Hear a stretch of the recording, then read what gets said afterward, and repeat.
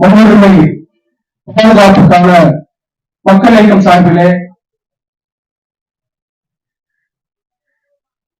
அண்ணன் அழகசாமி பாண்டியன் அவர்கள் தலைமையில் அனைத்து கட்சிகளையும் அழைத்து இந்த மாபெரும் கண்டன அறப்போராட்டத்தை நடத்தி கொண்டிருக்கின்றார்.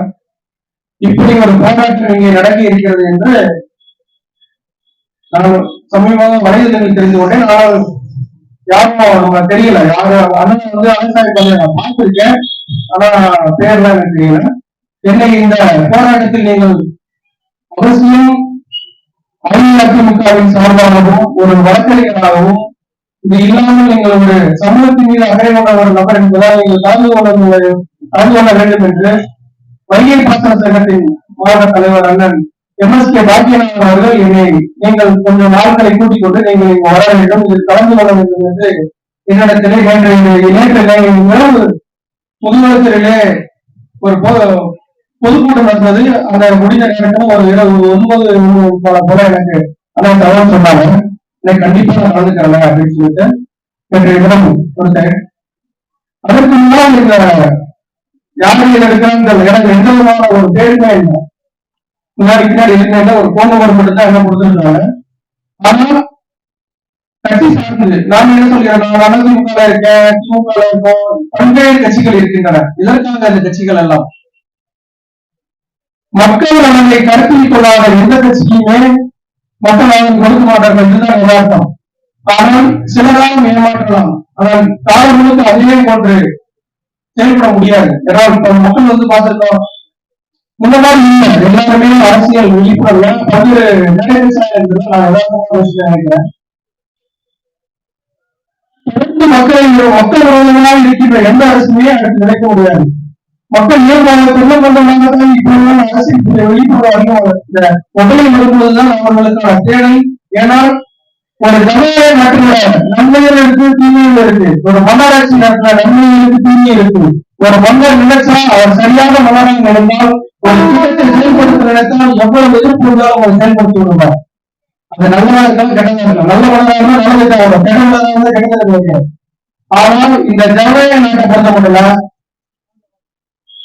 நல்லதற்கு கடன் இருக்கும் போது மக்கள் அரசியல் விழிப்புணர்வுடன் இருந்தால் மட்டுமே எந்த திட்டம் சரியான திட்டம், எந்த திட்டம் மக்கள் திட்டம் என்பதை புரிந்து இந்த திட்டத்திற்கு எதிர்ப்பு கொடுத்தால் அரசு அந்த திட்டத்தை மக்கள் எதிர்க்கிறார்கள் என கைவிட்டு விடுவாங்க. ஆனால் தற்போது மக்களுக்கு இந்த ஹைதராபாத் திட்டத்தை பற்றி கோரி விழிப்புணர்வு இருக்கிறதா என்றால் கண்டிப்பாக இல்லை. நம்மளுக்கே இவ்வளவு படிச்சிருக்கிறோம், எனக்கே இந்த திட்டத்தை பத்தி பெருசா பண்ணணும், போராட்டம் பண்ணணும், எப்படி பண்றது, யாரெல்லாம் ஒருங்கிணைக்கிறது. இப்ப இன்னைக்கு விவசாய கட்சி சார்ந்து கூட சொன்னேன், மாவட்ட செயலர் சொன்னேன். ஆனா இப்ப ஒரு திட்டம் வருது, இதுக்காக முதல் முறையாக அனைத்து இந்திய அண்ணா திராவிட முன்னேற்ற கழகத்துல ஒரு போராட்டம் பண்ணணும் அப்படின்னு சொன்னேன். அப்ப சொன்னாங்க தலைவர் அது பொதுச்செயலாளர் சொல்லணும் அப்படின்னு சொல்லி பொதுச்செயலர் கோரிக்கை வைப்போம் அப்படின்னு சொல்லணும் அப்படின்னு சொன்னாங்க. இப்படி தன்னிச்சையாக ஒரு விஷயத்தை செஞ்ச முடியாத ஒரு சூழல். ஆனால் இன்னைக்கு இருக்கக்கூடிய விவசாய சங்கங்கள் சார்பில் இந்த மன்னர்களை பாதுகாப்பு மக்கள் இயக்கம் எடுத்திருக்கின்ற இந்த போராட்டம் உண்மையிலேயே ஆக சிறந்த போராட்டம். வெற்றியோ தோல்வியோ முதல் படி எடுத்து வச்சிருக்கு. தொடர்ந்து இப்போராட்டம் மக்கள் போராட்டமாக, இப்போராட்டத்திற்கு மக்கள் துணையாக இருக்கும் பட்சத்தில் இந்த போராட்டம் உறுதியாக வெற்றி பெறும். இந்த ஹைதராபாத் திட்டத்துல ஒரு அதாவது இது ஏன் வேளாண் மண்டலமாக அறிவிக்க வேண்டும் என நம்ம என்ன கேட்கறதா, ராமநாதபுரம் மாவட்டத்தை விவசாயம் வேளாண் மண்டலமாக அறிவிங்கள் அப்படின்னு. வேளாண் மண்டலமாக அறிவிச்சால் என்ன நடக்கும், அதனால என்ன பலன் அப்படின்னு பாத்தீங்கன்னா, ரெட்லிஸ்ட் அதாவது சிவப்பு பட்டியல் சொல்லப்படுகிற பட்டியல்ல ஒரு நிறைய தொழில் வச்சிருக்காங்க. ரெட்லிஸ்ட் அதாவது இது இன்டர்நேஷனல் லெவல்ல சர்வதேச லெவல்ல நிறுவனங்களை ஒவ்வொரு லிஸ்டா பிடிக்கிறாங்க. அப்படி ரெட்லிஸ்ட் சிறப்பு பட்டியல் சொல்லிட்டு ஒரு தொழில் 60% அளவை பாதிப்பு ஏற்படுத்துமானால், ஒரு தொழிற்சாலை இந்த இடத்தில் அமையும் என்றால் 60% பாதிப்பு ஏற்படுத்துமானால் அந்த தொழிலை இந்த வேளாண் மண்டலமாக அறிவிக்கப்பட்ட பகுதிகளில் செய்ய முடியாது. விவசாயம் சார்ந்த தொழிற்சாலையில மட்டுமே அப்பகுதியில் ஏற்படுத்த முடியும். விவசாயத்திற்கு புறம்பாகவோ இல்லை விவசாயத்துக்கு 60% அளவில் பாதிப்பு ஏற்படும் பட்சத்தில் அந்த பகுதியில் இந்த எலக்ட்ரிக் என்று சொல்லப்படுகிற தொழிற்களை அது குறிப்பாக இந்த மீத்தேன் ஹைட்ரோ கார்பன் திட்டங்களும் அந்த எலக்ட்ரிக் என்ற சொல்லப்படுகிற தொழில்களை சேர்ந்தது. எனவேதான் நாங்கள் கேட்கிறோம், இந்த ராமநாதபுரம் மாவட்ட பகுதியை வேளாண் மூலமாக அறிவிங்கள் என்று அறிவித்தால் அந்த எலக்ட்ரிக் சொல்லப்படுகிற மீத்தேன் ஹைட்ரோ கார்பன் எடுப்பு இந்த திட்டங்களை எல்லாம் இங்கு செயல்படுத்த முடியாது. 2019ஆம் ஆண்டு கழகத்தின் பொதுச் செயலாளர் சேலத்து சிங்கம் எடப்பாடியார் ஒரு சாதாரண விவசாய குடும்பத்தில் கிளை செயலாளர் வாழ்வை தொடங்கி அவரிடம் அந்த கோரிக்கையை வைக்கிறார்கள். அப்பொழுது காவேரி பகுதி உள்ளிட்ட பகுதியில் அவர் வேளாண் மண்டலமாக அறிவித்தார். அதுதான் புதுவளம் விவசாயிகளிலே ஒரு வரவேற்பையும் பெற்றார். அது யதார்த்தம் தான். அதுபோல காவேரி இந்த சுந்தரி இணைப்பு திட்டத்தையுமே அவர் தொடங்கினார். ஆனால் அதை இந்த அதிமுக அரசு அதை கிளப்பி போட்டுவிட்டது. நாங்கள் என்ன சொல்கிறோம் என்றால், மக்கள் வெளிநடங்கி இந்த போராட்டத்தை எடுக்குமானால் எந்த அரசாங்கம் இருந்தாலும் சரி, அது அதிமுக இருந்தாலும் சரி, திமுக இருந்தாலும் சரி, இதை சார்ந்த கூட்டணி கட்சிகளாக இருந்தாலும் சரி, இல்ல மத்திய அரசாக இருந்தாலும் சரி, மாநில அரசாக இருந்தாலும் சரி, மக்கள் வெளிநடங்கி இதுதான் எங்கள் கோரிக்கை, இதுதான் எங்கள் போராட்டம், இதுதான் எங்கள் கோரிக்கை என்கிற கோரிக்கையை வலுவாக வைக்கும் பட்சத்தில் அண்ணன் சொன்னார்கள், ஆயுதம் போராடுவோம். ஏன் ஆயுதம் ஏந்தி போராடக்கூடாது என்ற சூழலை காந்திரி உருவாக்கிறார் என்றால், ஆயுதம் ஏந்தி போராடிய ஒருவரும் அந்த கோரிக்கையை அப்போது சாதித்து விடலாம். அந்த துப்பாக்கியோடு போராடுகிறான், தனது கோரிக்கையை நிறைவேற்ற முடியாது என்றால் அந்த கோரிக்கை நிறைவேற்ற முடிந்த பிறகு அந்த ஆயுதம் கீழே போட்டு விடுவான்.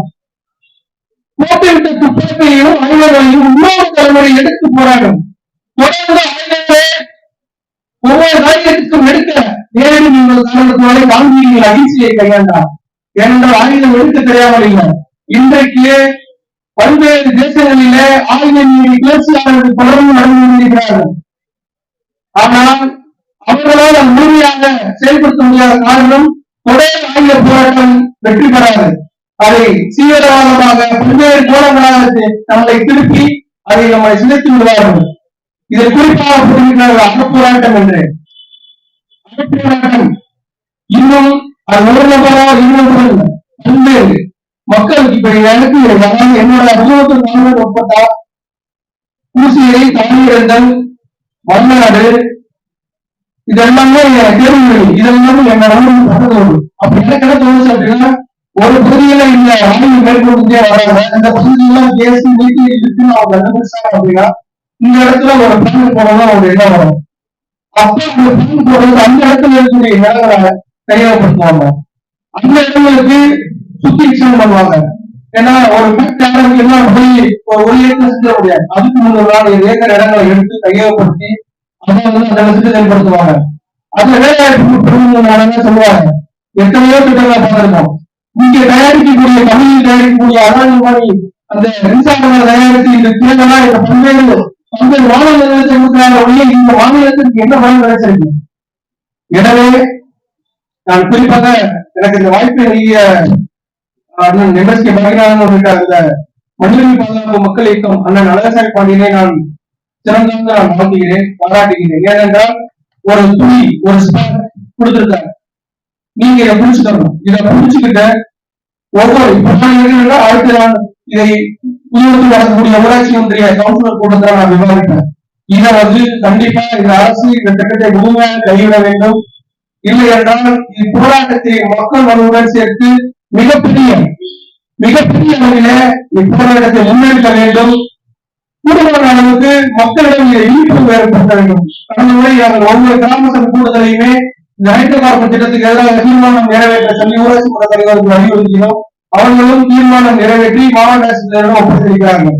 அடுத்ததாக ஊராட்சி ஒன்றிய குழு கவுன்சிலர் கூட்டத்திலையுமே இத்திட்டத்தை பற்றி எடுத்துரைத்து இதற்கு எதிராக நீங்கள் தீர்மானம் ஏற்ற வேண்டும் என்ற கோரிக்கையை மனதாக வைக்க இருக்கிறோம். இப்படி இந்த ஹைட்ரோ கார்பன் திட்டம் மக்களுக்கு முழுவதும் எதிர்ப்பான திட்டத்தை அமல்படுத்த விடக்கூடாது என கூறியும் இப்போராட்டத்தை அண்ணன் எவ்வளவு அவர் பிசிக பேசினார். உண்மையிலேயே அவர் வந்து உண்மையை உணர்ச்சி வசப்பட்டாங்க. அது தெரிஞ்சிச்சு. ஏன்னா என்னோட அண்ணன் அரசியல் வெளியாக்க அண்ணன் அழகசாமி பாண்டியன் சொன்னார். அவரோட ஆத்மார்த்தமான புரிய முடிகிறது. கட்சியை சார்ந்து அண்ணனோட அந்த உணர்வை என்னால் புரிந்து கொள்ள முடிந்தது. தனக்கென ஒரு குடும்பம் இல்லாமல் ஒரு மக்கள் என்ன சொல்றாங்க, யாரா இருக்கிறார்கள் தெரியாத யாரும் கேட்காத இன்றைய உலகம் அப்படி பேசப்பட்ட உலகம் தான். பேசிக் கொண்டிருக்கிறோம் பொதுநலவாதிகளையும் பொதுவாக பேசுற விஷயங்களையும் எளிமையாக சொல்லப்பட்டால் அவர்களுக்கு இது மூலமா பேசுறதுனால அவருக்கு செயல் ஏதாவது அம்சம் கொடுத்துருவாங்க அப்படின்னு கூட சொல்லி போராட்டங்களை மட்டுப்படுத்துவார்கள். சிறுவதிலிருந்து பார்க்கிறேன், அப்படிப்பட்ட ஒரு நபர் இந்த மண்ணையும் மக்களையும் நேசிக்கக்கூடிய ஒரு தலைவராக அந்த நடனசாமி பாண்டியன் திகழ்ந்து இந்த போராட்டத்தை முன்னெடுத்தது உண்மையிலேயே மற்ற மகிழ்ச்சி அடைகிறேன். ஆனா ரொம்ப உணர்ச்சி புஷ்பம் சொல்ல ரொம்ப பிடிச்சிருந்துச்சு. ஏன்னா அப்படி மட்டும் சொல்ல முடியாதுல்ல, எவ்வளவு தூரம் இருந்தாலும் ஒரு நபர் இவ்வளவு தூரம் சின்ன வயசுல பாக்குறேன், இப்படிப்பட்ட நபரை வந்து உண்மையா நான் உணர்ச்சி மாட்டாங்க அவங்களுக்கு தெரியும். அதனால உண்மையிலேயே போராட்டம் எப்ப இந்த உள்ளூர் நடக்கணுமா எங்க நடக்கணுமா ஆளுநர் கூப்பிடலாம் சொல்லுவேன். கண்டிப்பாக உங்கள் போராட்டத்திற்கு நாங்கள் தோளோடு தோல் என்று ரத்தமும் சதையுமாக என்று கட்சிகள் பாராமல் உங்களுக்கு உறுதுணையாக நிற்போம். நீங்கள் எங்களுக்கு இவ்வழியை காட்ட வேணாம். பல போராட்டங்களை சந்தித்தாங்க, நீங்கள் எங்களுக்கு வழியை காமி எப்படி இப்படி செய்யலாங்கிற வழியை சொல்லுங்க. கண்டிப்பாக அது கட்சி சார்பாக இருந்தாலும் சரி, தனிப்பட்ட முறையிலும் சரி, நாங்கள் தொடர்ந்து உங்களுக்கு உறுதுணையாக இருப்போம் என கூறி இந்த அருமையான வாய்ப்புக்கு நன்றி பாராட்டி விடைபெறுகிறேன். நன்றி, வணக்கம்.